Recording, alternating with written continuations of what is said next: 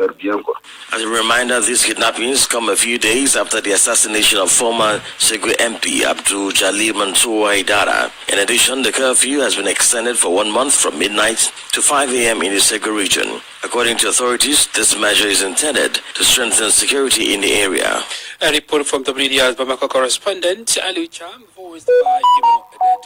Still in the Sahel, Burkina Faso's transitional president, Captain Ibrahim Traoré, is urging public institutions to withdraw their capital investments from Western media outlets, which he described as promoting narratives harmful to the African region. He also instructed government ministries to terminate all subsequent contracts with these media organizations.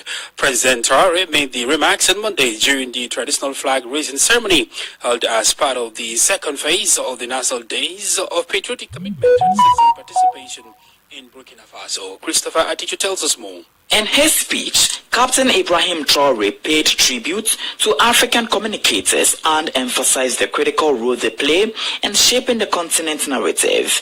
The Burkinabe head of state commended the outstanding work of the African Universities of Communication in Ouagadougou, highlighting their contributions to professional excellence and media development on the continent. He also extended a heartfelt salute to the BESI, a collective of bloggers, influencers, and citizens reporters, as well as the Wayans, commending their efforts of countering disinformation and challenging narratives propagated by what he describes as imperialist media outlets. Captain Traoré urged African citizens to distance themselves from such media organizations, noting that although Africans often finance them through equity holdings or subscription fees, the content they disseminate is frequently detrimental to African interests. In a decisive move, Ibrahim Traoré instructed state-owned enterprises to withdraw their investments from these media outlets and ordered all ministries to terminate subscription contracts with them. According to Burkina Faso's presidency, this policy forms part of the Sahelian state's broader ambition to assert full sovereignty, including narrative and information sovereignty, as the nation reclaims control over its media landscape. The announcement coincides with the ongoing second phase of the National Days of Patriotic Commitment and Citizens Participation, a nationwide initiative aimed at fostering civic engagement and national unity in Burkina Faso. Christopher Atichu with that report. Elsewhere in the Gambia, a legal slowdown is unfolding as the former Auditor General Modou Cissé takes the government to court over what he describes as an unlawful dismissal. He is accusing top officials of violating the Constitution and the National Audit Office Act and says police forcibly removed him from office. The Supreme Court is now involved and has given the government 3 weeks to respond. Augustine Colley reports. The former Auditor General, Modou Cissé, filed a lawsuit at the Supreme Court challenging what he describes as his unlawful removal from office. Cissé, through his legal team led by Councillor Lamid Dabo, filed the suit last Friday against the Attorney General and the Inspector General of Police. He is seeking a declaration from the court that his dismissal from the constitutional office of Auditor General was unlawful and therefore null and void and of no legal effect. Both constitutional and statutory grounds, constitutional provisions, section 160, 169. And then you come to the statutory sections. The main provisions would be Section 3.2, Section 16, Section 11, all of those are important. If you go through them, you will know that clearly the President cannot intervene in the manner that he did in the position of the Auditor General of the Gambia, Mr. Modou Cissé. He cannot remove him, and that was effectively what they did. The legal team further contends that the actions of the Attorney General and the Inspector General of Police, particularly the alleged forced entry by officers of the Gambia Police into the premises of the National Audit Office to remove Mr. Cissé from his office, violated sections 158, 159, 160, and 169 of the 1997 Constitution of the Gambia. In addition, they are requesting the Supreme Court to declare that these actions also contravene sections 3, 11, 13, 14, and 16 of the National Audit Office Act 2015, which governs the independence and functioning of the National Audit Office. Meanwhile, the Supreme Court, through a writ of summons, has given the Attorney General and the Inspector General of Police 21 days to file a statement of defense in response to the allegations. Augustine Colley reporting. More stories coming up.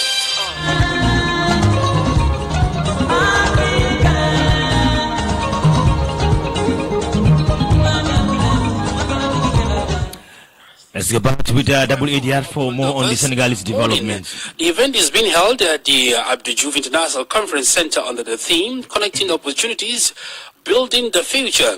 Several heads of state and government delegations are taking part in the meeting, whose objectives were outlined by Sega Bachili, Director General of APEX, the National Agency for Investment Promotion and Major Projects. Dans un monde marqué par l'incertitude, le Sénégal... In a world marked by uncertainty, Senegal remains a land of stability and attractiveness. This second edition embodies a strong, sovereign vision, that of a Senegal that chooses innovation as a driver, local transformation as a lever, social justice as a compass, and equitable cooperation as a cardinal principle.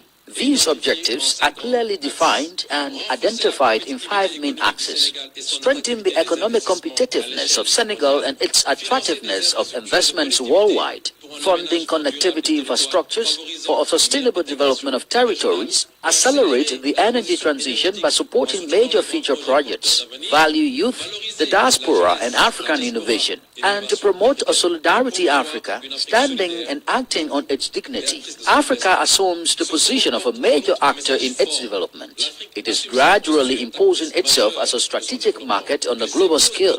Its resources and its youth, it is the artisan of its destiny. De ses ressources et de sa jeunesse, elle est artisane de son destin. Sega Bachili is the Director General of APEX, the National Agency for Investment Promotion and Major Projects.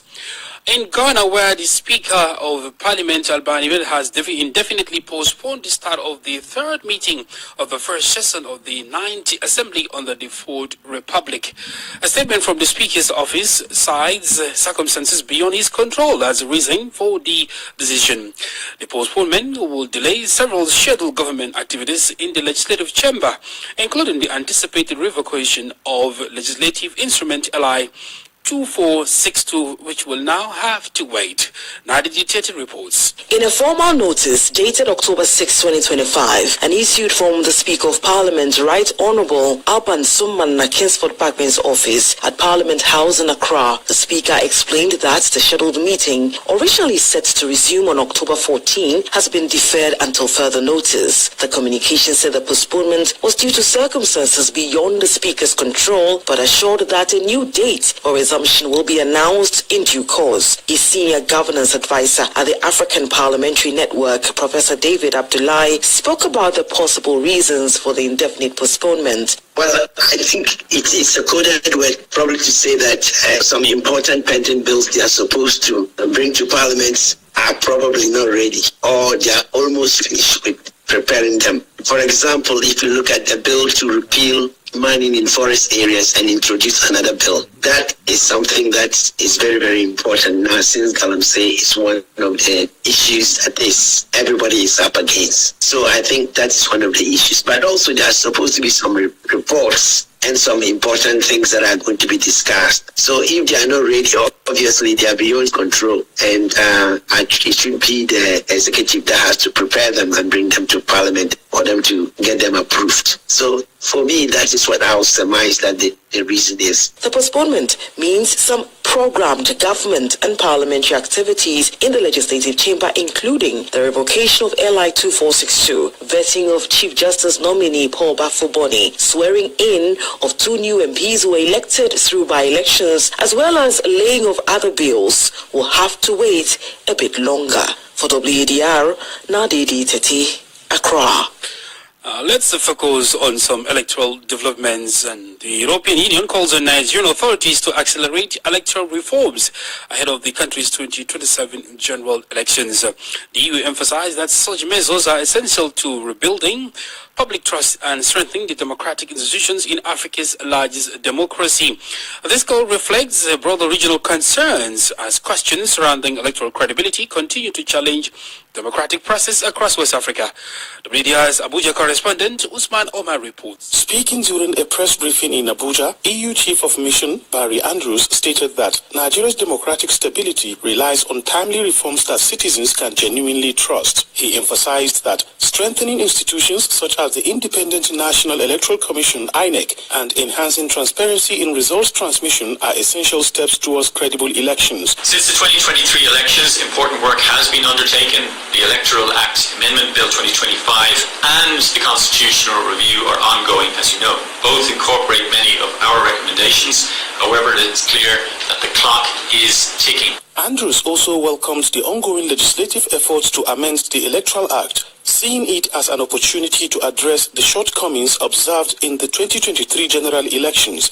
He pledged the EU's commitment to partnering with INEC, civil society, political parties, and the media to promote transparency and inclusiveness throughout the electoral process. Establishing an independent electoral offences commission as envisaged in some of the constitutional proposals would be a major step forward and a clear signal that those who break the law cannot act with impunity, and that elections are not a contest without rules, but a contest governed by law.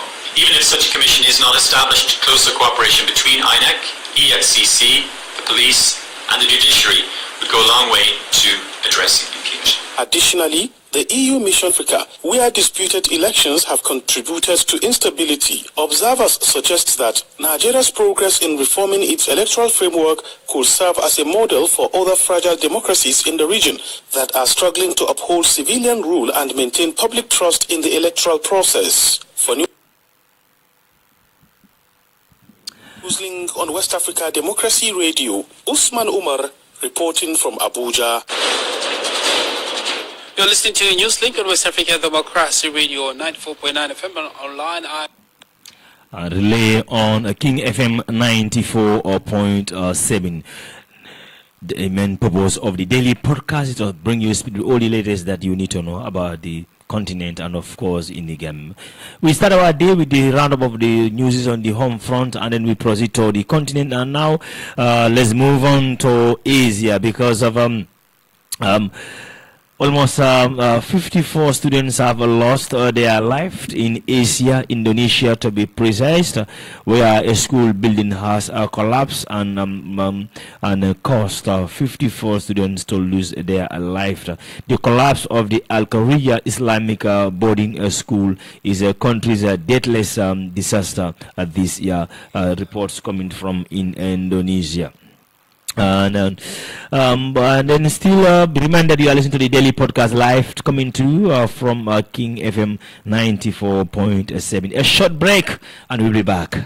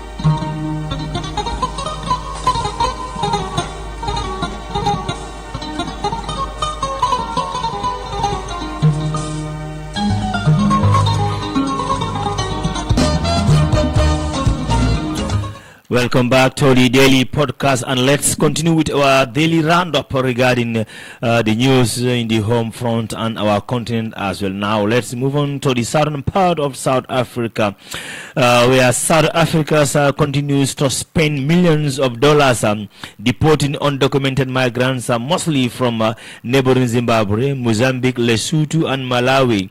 In the 2024-2025 financial fiscal year, the government spent about $4.3 million deporting 51,650 undocumented migrants, nearly 11,000 more than the previous year. Officials credit the increasing to fight border enrichment and stronger cooperation between agencies. Despite the efforts, South Africa remains a top destination for migrants seeking a better life. And still with the home front and the international scene as well, let's continue. That's the latest one from the DW Africa roundup there. So let's continue with all that you need to know regarding the home front. So in Uganda, where 20,000 babies are born with sickle cell each year. Nearly diagnosis is critical, might persist that children with sickle cell rarely survive past age 5, but the trace Kasutuzi is proof that the knowledge care can change everything. Age 23, she driven as a teenager. Her story shows why awareness is key to rewrite Uganda's sickle cell story. Nigerian's billionaire Dangote has begun building a $2.5 billion fertilizer plant in Ethiopia, a project expected to transform the country's agriculture sector development in partnership with Ethiopian Investment Holding. The facility will produce 3 million tons of urea annually, ranked among the world's largest fertilizers complex, powered by the natural gas from Helila and Cuba Reserve. The plant is expected to create jobs, boost productivity and enhance food security across Africa. Prime Minister Ahmed hailed the project as a symbol of regional cooperation and a major step towards positioning Ethiopia's African fertilizer hub within 5 years. Still on daily podcast on King FM, here are the top major headlines. Malawi President Peter Mutharika and his daughter are sworn in pledging to fight corruption and restore economic stability. Tanzania police and military respond to viral videos featuring a man claiming to be Captain Tisha, critical of the government. Gaza ceasefire talks begins in Egypt as U.S. President Donald Trump pushes Israel and Hamas towards a deal. So those were the latest that we have for you from our daily podcast.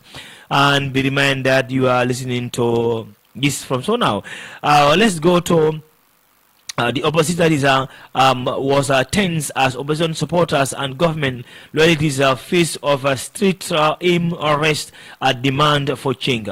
Sudan's army accused of the paramilitary RSF of drone attack on civilians in north corner of Fan, signaling this. So let's go to the Sudan for details from DW.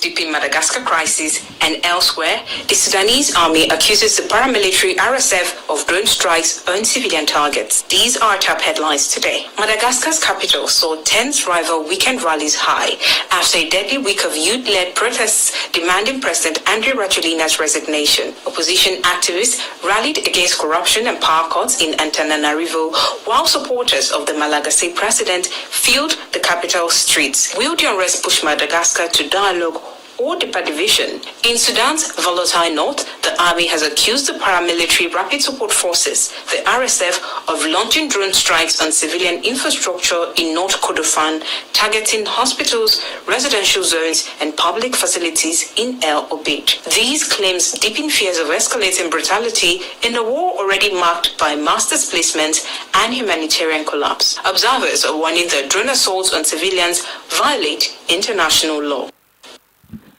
Those are the roundups from DW there as well. So let's proceed to all that we need to know in the home front as well, because of, as we know, there's a special select committee regarding the sales and disposals of the former president Jammeh's asset in the country. So we will take you to the commission of inquiry regarding those assets, so that we can cross-checked what is also really happening in the home front too is very important to us as well. Be reminded, you are listening to the daily podcast live coming to you from our studios, Bruce B, studios here live at King FM 94.7. So those are the stuff that we have for you from us in this one, and let's try to find out exactly what has been transpiring in the National Assembly regarding the select committee of the commission, which is still going. So let's go to the commission of inquiry. That's the special select committee on the sale and disposal of assets identified by the Ijani Commission. So let's do that one.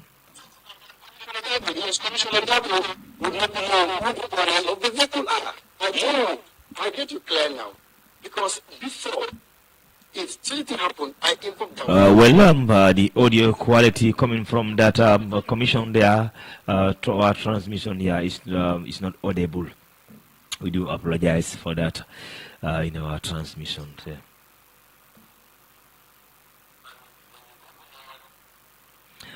The audio quality is terrible, so we can't relay with that. So, still, the National Assembly member for Fonyi Councillor, Honorable Almame Jiba, has alleged that Gambian government only published the 2021, 2022, and 2023 National Audit Report because of pressure from international budget support donors. Speaking on the verifying podcast, Honorable Jiba said the government's decision was not voluntarily but driven by external demands. The government is under pressure. It is not their will. Accountability is a problem for this government, he remarks.